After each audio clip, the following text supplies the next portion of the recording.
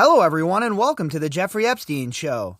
I'm your host, Bobbycapucci, and this is Daily Drop number 362. So the deposition that was previously sealed from John Doe 1 was unsealed today, and John Doe 1 was confirmed to be Jaun Alessi, Jeffrey Epstein's ex-house manager. Now, we have talked about Jaun Alessi in the past, and we have covered the articles that have talked about his role as Epstein's house manager and some of the things that he has seen.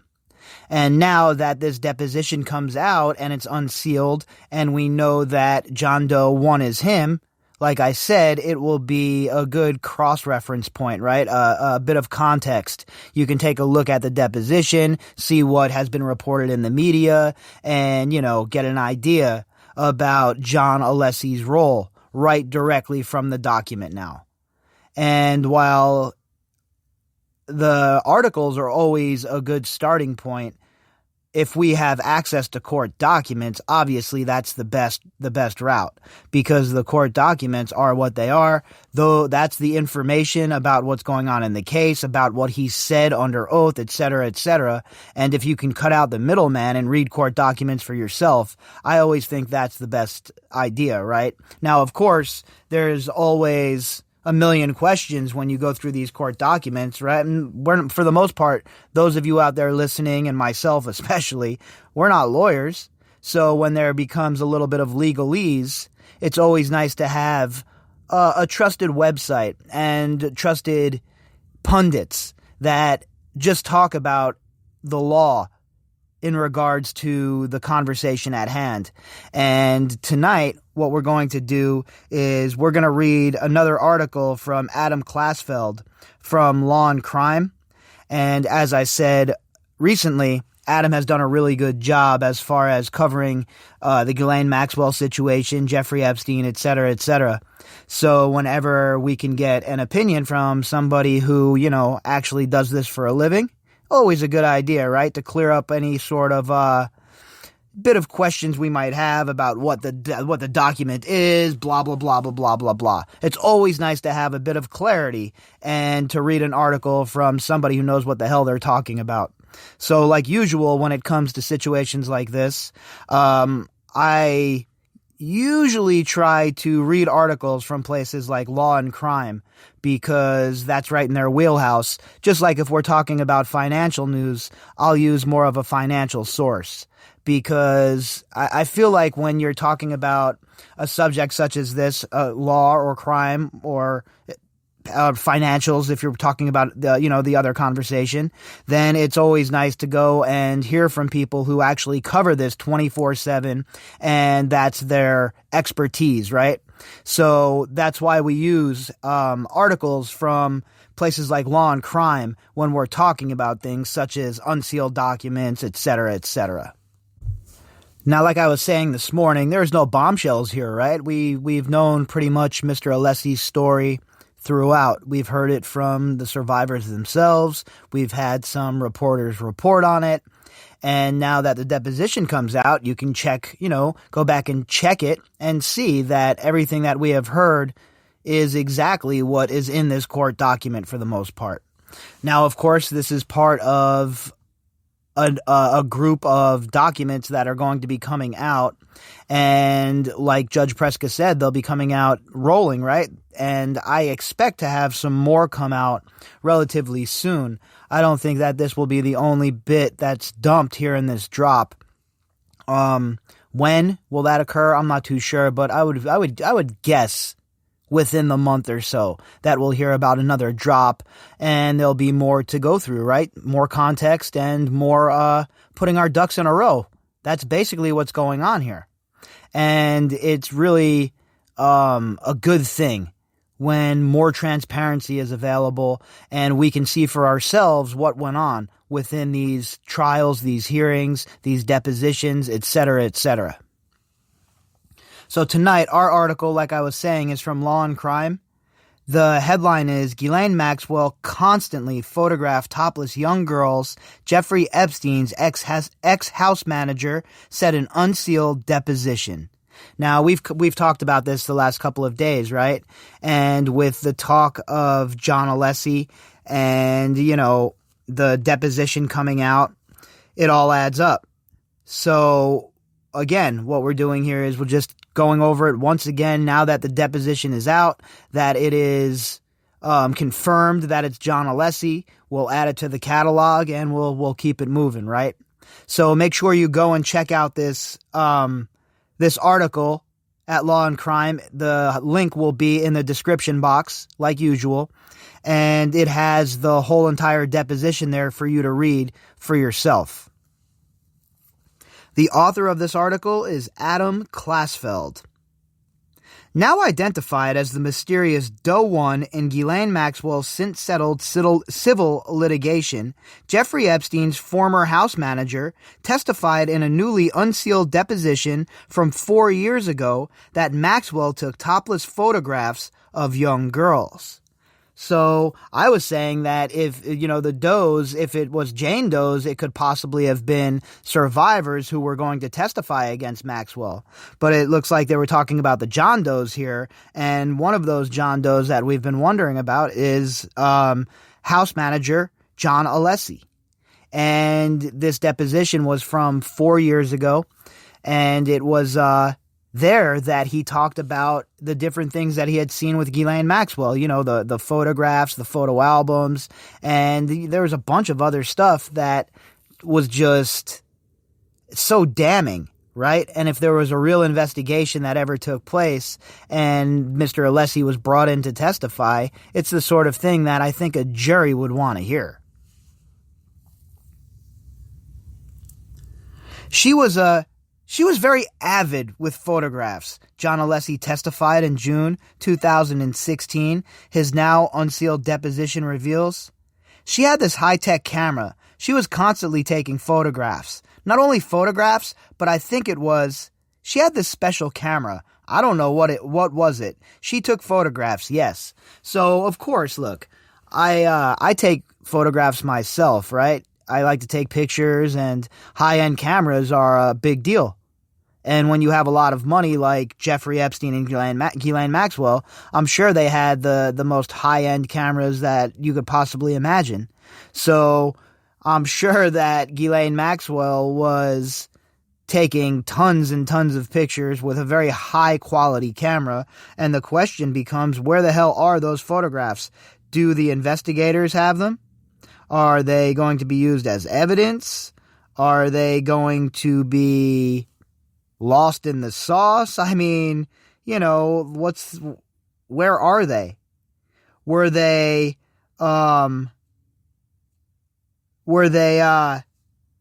taken by investigators in the investigation to be put into the evidence? Were they stored at Zorro Ranch, which still hasn't been raided?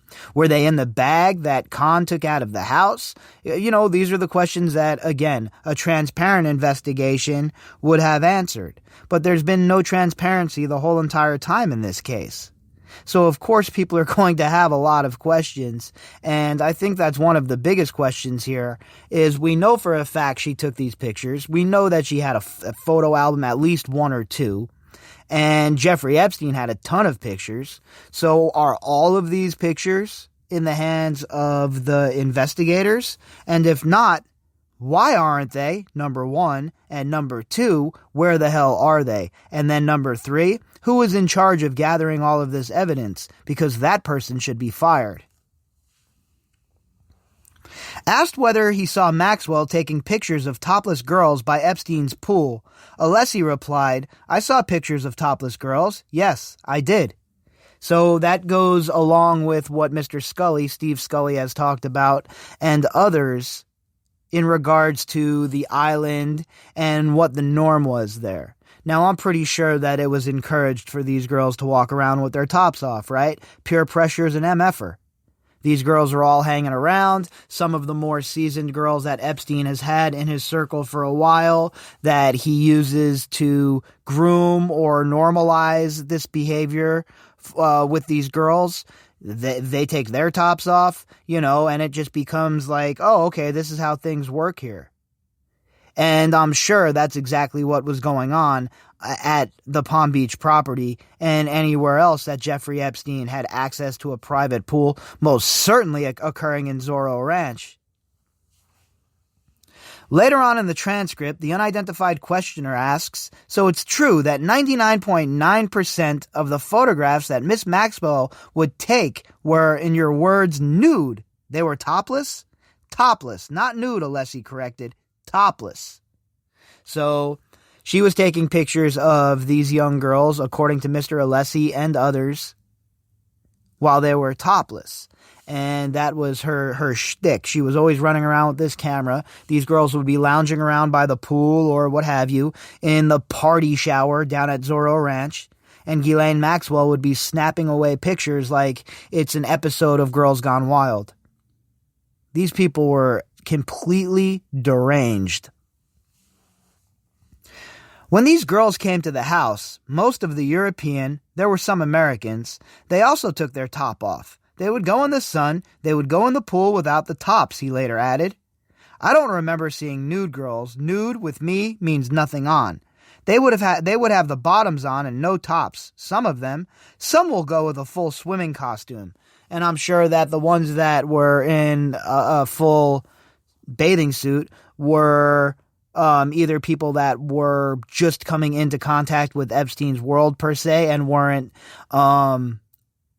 groomed for the situation yet, or the girls that were in the swimming suits were friends with the core four or friends that were not going to be targeted for trafficking or sexual abuse. That would be my guess. But any of the girls with the tops off, my guess would be were being exploited by Jeffrey Epstein and put on display as just another one of his power shows, right? Oh yeah, look what I could do. I could make all these girls run around with their tops off. The transcript excerpts make 8 references to albums where Maxwell allegedly stored the photographs. Sometimes I saw these albums, and there were pictures of girls at the pool, Alessi said. And again, we know that she had multiple albums. How many? I don't have that information, but more than a few. And all of those albums had to end up somewhere. Did she destroy that evidence? Were they swooped up by prosecutors when they arrested her? Does Scott Borgerson have them? Do her sisters have them? Are they buried in the backyard of her New Hampshire hidey hole? Are they hidden at Jeffrey Epstein's ski chalet in Colorado? Again, who the hell knows, right? Nobody has any solid answers for us. There's been no transparency from the investigators. In fact, up until recently, these investigators have been piss poor. And it's only since Ghislaine Maxwell's arrest that even a little bit of faith has been restored in what's going on as far as bringing justice to these people. I mean, but when you start talking about these albums and where they are, if they're going to be used as evidence, you would think that that would have been one of the charges that they would have slapped her with, right? Possession of child pornography, producing child pornography, etc., etc., etc. So again, when we get a superseded indictment, which I still believe we're definitely going to see, I would not be shocked to see those sorts of charges tacked on as well. The unsealing of Alessi's deposition comes from an open records battle that followed the publication of the Miami Herald series Perversion of Justice, which renewed attention to dead pedophile Jeffrey Epstein's 2008 plea deal. The article has been widely credited for his and Maxwell's prosecution, and like I said last time that was mentioned, that's pathetic. The Department of Just Us needs the Miami Herald to spur them into motion, needs to kick them in the ass and get them to go after one of the most prolific pedophiles we've ever seen, most prolific sex traffickers we've ever seen. That's where we're at. What were they doing? Busy eating jelly donuts and going after pot smokers? I mean, holy shit, folks. What in the hell is really going on at the Just Us department? And again, if you think, help is on the horizon and the good guys are going to come riding in over the hill to save all of us and to save humanity, I would highly suggest that you really ramp down your expectations. Following the expose, the Herald went to the Second Circuit Court of Appeals to unseal broad swaths of the court record in alleged victim, survivor, Virginia Roberts' lawsuit, claiming Maxwell defamed her by denying that she made her Epstein sex slave. Roberts' settlement with Maxwell kept much of the court record under wraps for years, but a Second Circuit ruling in the Herald's favor has led to increasing sunlight on the case ever since. And then, like I said, the deposition is added below inside of the article. You don't have to download anything, none of that jazz. You can read it for yourself right here on the Law and Crime article. So you don't have to worry about PDFs or anything like that if you're not into downloading things. I know a lot of you aren't really into that. And to be honest with you, I don't really download much myself either. So it's always nice when they have the actual deposition right here and available for you to read without any downloading nonsense or anything like that. So there you have it, folks. That is the deposition from John Doe. Like we thought, no bombshells, more context though. And the band plays on, right? The march continues, and we'll see what happens on the morrow. We'll see what sort of news the tide drags in. Because I'll tell you what, it seems like there's always a lull in information in this case, and then bam, we have like 5 or 6 really busy news days where a lot of things are coming out. And we're probably heading into one of those cycles as we speak, because there should be some more documentation coming out before we know it. Like I said, I would expect by the middle of December or so. And then December 3rd, we have the 11th Circuit court hearing. So definitely some things are on the horizon, and I would expect before then that there should be some decent amount of news leading us up to the actual hearing at the 11th Circuit.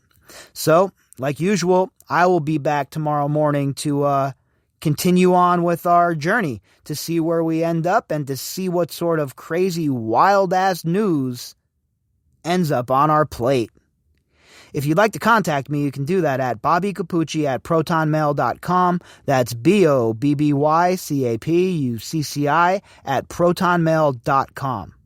You can also find me on Twitter at BOBBY_CAPUCCI.